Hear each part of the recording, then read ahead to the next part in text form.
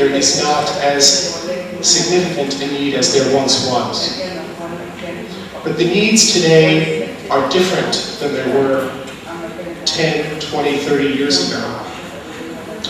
Instead of funding huge infrastructure projects, we focus now on enhancing the provision of services and the environment for increased private sector investment and improved efficiencies. We focus on how to strengthen the tools citizens and the government have to develop democratic institutions that allow people to participate in decisions that affect their lives.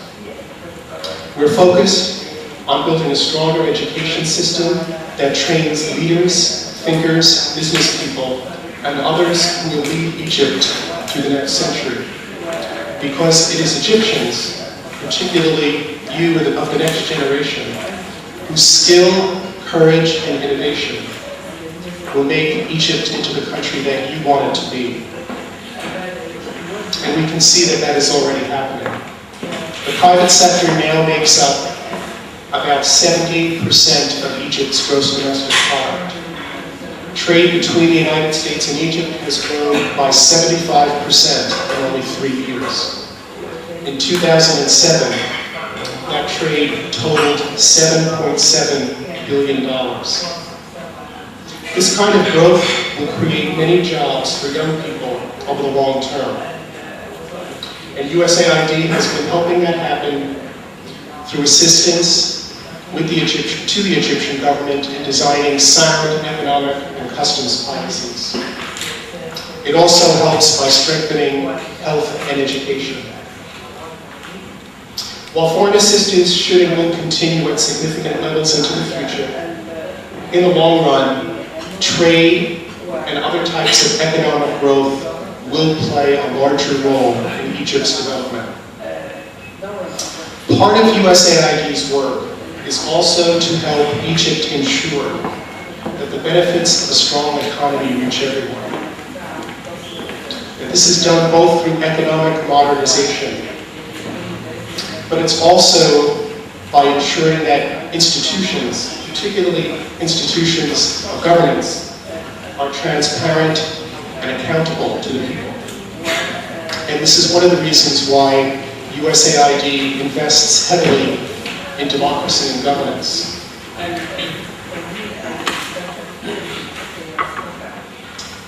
About half of our democracy and governance program is designed and implemented jointly with the government of Egypt.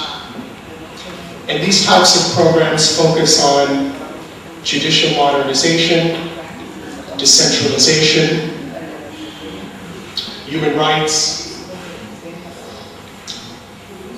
reform of the media and its institutions. The goal is to help state institutions be more effective at delivering services, being responsive to Egyptian citizens, and being transparent in their operations.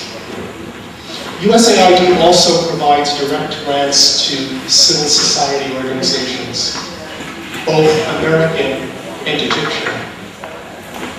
Every year, we invest in ideas and projects Egyptians have for promoting democratic reform.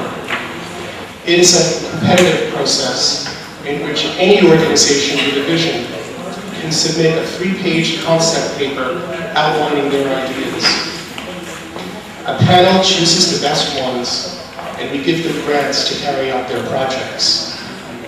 All operate within Egypt's legal system.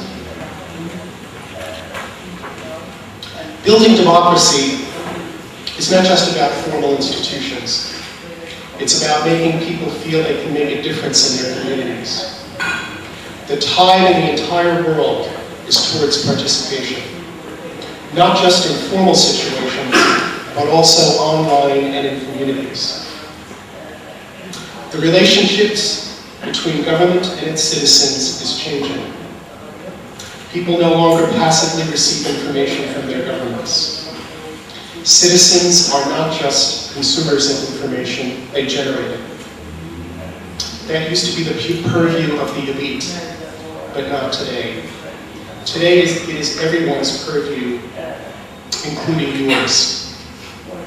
I think the last point is significant because one of the criticisms that we hear in the United States Embassy about our democracy and governance program is that somehow it constitutes interference in Egyptian affairs or an attempt to impose a foreign perspective on democracy, human rights, political processes.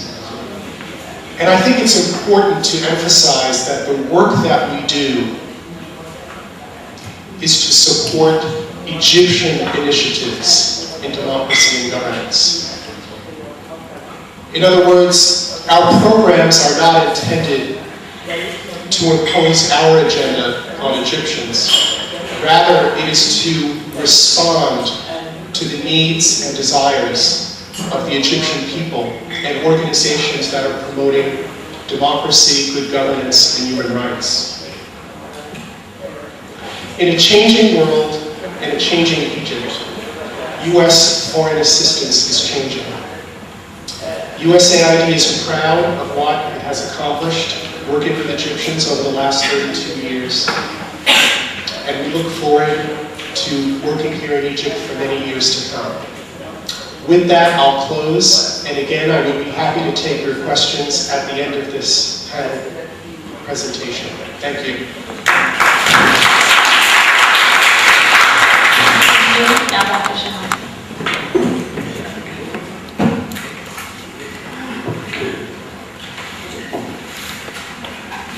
Good morning, and thank you for having me here today.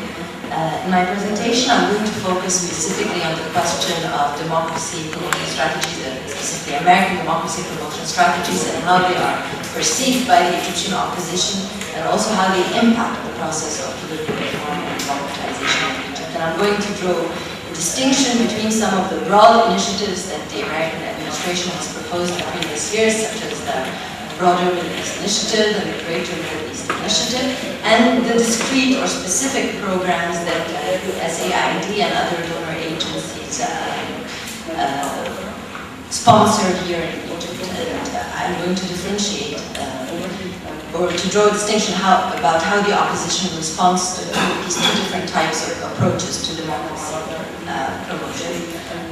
But to begin, as Mr. Groarke mentioned, USAID to Egypt since 1975 has approximately $28 billion.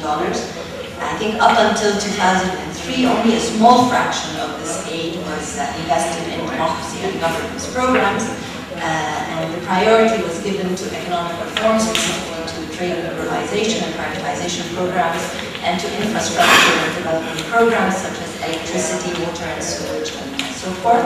I think these two areas absorbed the bulk of USAID to Egypt up until 2003. However, since 9/11, as most of you know, there's been a shift in the priorities of the American administration regarding Egypt and the larger Arab world.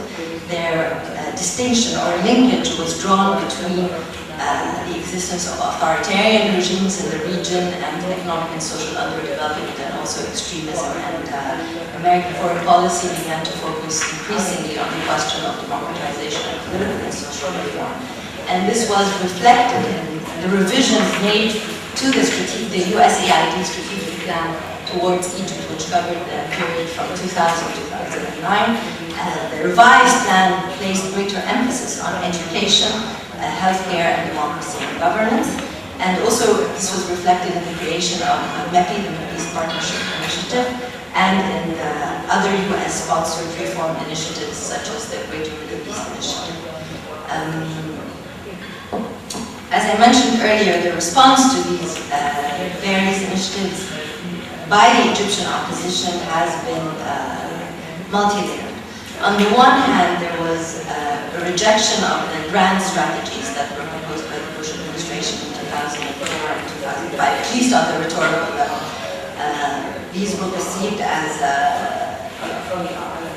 part of a plan to transform the region and as a whole, and to transform Egypt's other Arab identity.